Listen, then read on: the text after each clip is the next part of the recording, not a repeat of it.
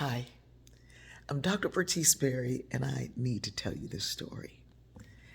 I earned my PhD in sociology at the age of 26. That sounds like, whoa, that's amazing. If you know anything about getting a PhD, it is amazing. But at the time, it was a disappointment to me. It was a disappointment because my goal was 25. My goal was 25 because Dr. Martin Luther King got his PhD at the age of 25. Dr. King laid out a plan for a blueprint for life. Now, it doesn't matter if I give you my blueprint for life, you're not going to end up where I am, when I am, or any of that, because we all start in different places. We all have different backgrounds. We all have different data being fed into our own DNA. But his blueprint for life was a blueprint for finding your own blueprint for life. And he says you have to start with knowing your worth, knowing your value, knowing your dignity, that you deserved the things that you desire. Knowing your worth, knowing your dignity is a huge thing. And when you start in a hole, it is so hard to climb out of that hole to get to the point of owning and understanding your worth. There's so much I can say about this, but our religious framing and our sense of worth around worthiness in religion really has done a number to deter a lot of folks from seeing their value. Know your worth. And then he says you have to know your life's work. How do you know your life's work? He felt that it was a part of you, that it was in you, but you had to begin to seek it. And if you didn't seek it, you wouldn't find it.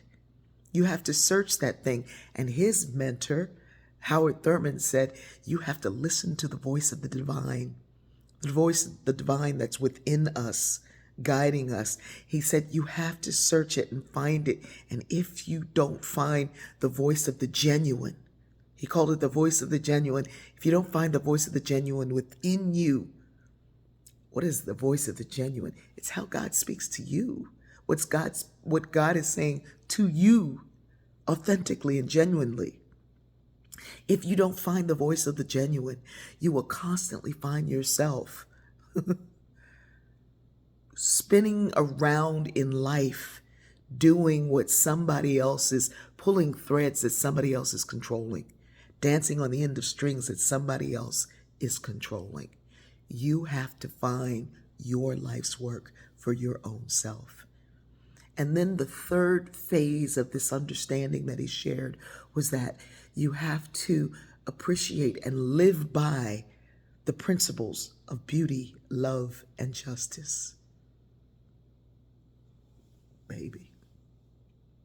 Living by principles of beauty, love, and justice requires that you shut out the noise to even understand what those things are.